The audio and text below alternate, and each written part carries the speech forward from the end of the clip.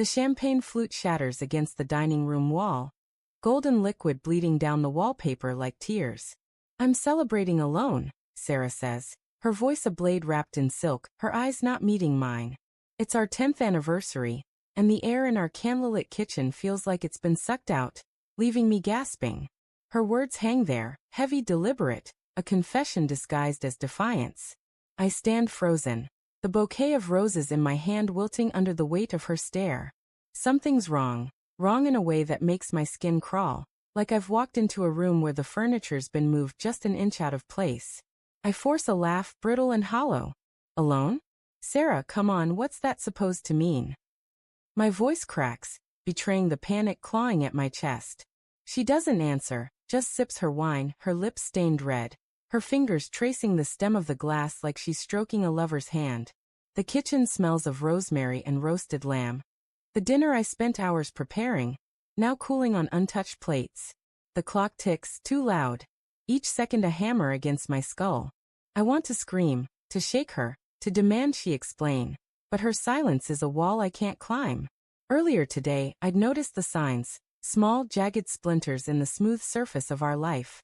Her phone always face down now, buzzing at odd hours. The way she'd linger in the driveway after work, staring at nothing, her car engine idling like she was deciding whether to come inside. I'd chalked it up to stress, her new promotion, the long hours. She's just tired, I told myself, ignoring the way her laughter had vanished, replaced by sharp edges and clipped words. But now her words, I'm celebrating alone, slice through my denial like a scalpel. Sarah, I say, softer now, pleading. Talk to me. What's going on? My hands tremble as I set the roses on the table, their petals brushing against the linen cloth. She looks at me then, really looks, and I see it, a flicker of guilt, drowned out by something harder, colder. I'm done pretending, Mark, she says, her voice low, steady. I've been done for a while. The words hit like a punch, stealing my breath. I want to ask what she means, but my throat closes, and all I can do is stare at the woman I've loved for a decade, now a stranger in our own home. The dining room feels smaller, the walls pressing in, the candlelight casting shadows that twist like accusations. I think of our wedding day. Her in that lace dress, her smile so bright it hurt to look at. I think of the nights we'd lie awake, planning a future that felt certain. Kids, a house by the lake, growing old together. Now those memories feel like lies, like photographs doctored to hide the cracks. Pretending. I manage, my voice a whisper. Pretending what, Sarah? That you love me. She flinches, just for a second, and I cling to that flinch like a lifeline. Maybe there's still something left to save. But then she stands, her chair scraping against the hardwood, and walks to the window. The streetlights outside bathe her in a pale glow, her silhouette sharp against the glass. I met someone, she says so quietly I almost miss it. Months ago. At work. The world tilts, and I grip the table to keep from falling. Months. Not a mistake, not a moment of weakness. Months of lies, of stolen moments, of her choosing someone else while I cooked her dinner and kissed her goodnight. Who? I choke out, though the name doesn't matter. It's the betrayal that burns, the image of her with someone else, laughing, touching, sharing pieces of herself she's withheld from me. She doesn't answer, just stares out the window, her reflection a ghost in the glass.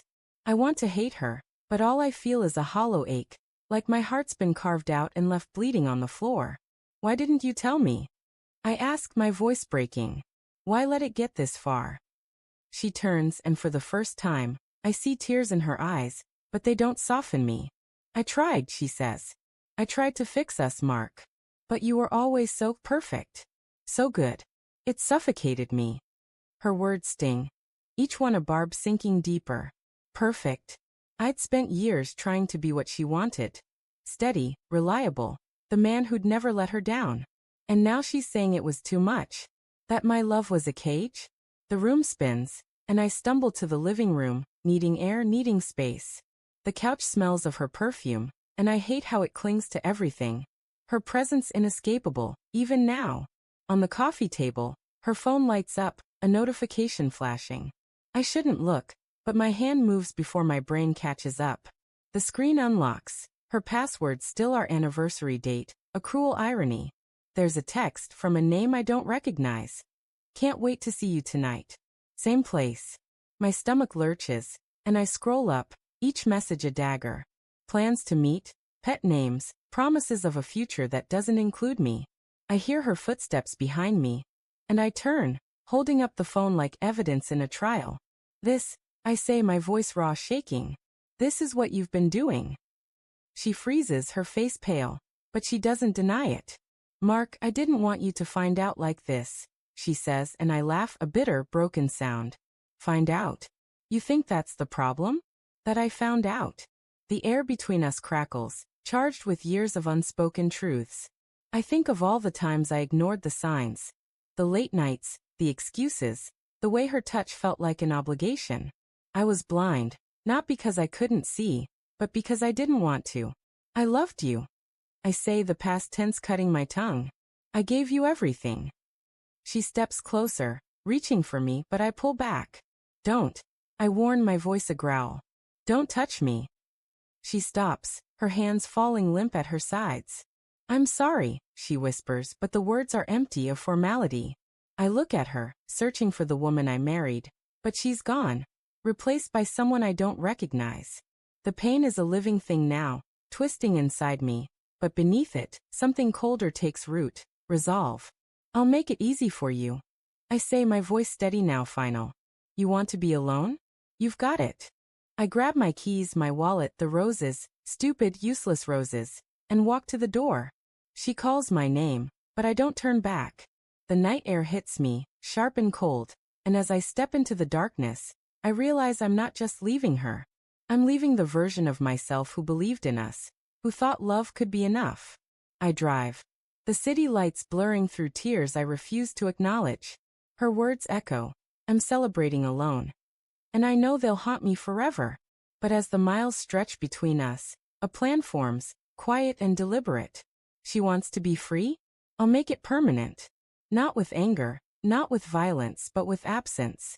I'll disappear, rebuild, become someone she'll never touch again. And when she realizes what she's lost, it'll be too late.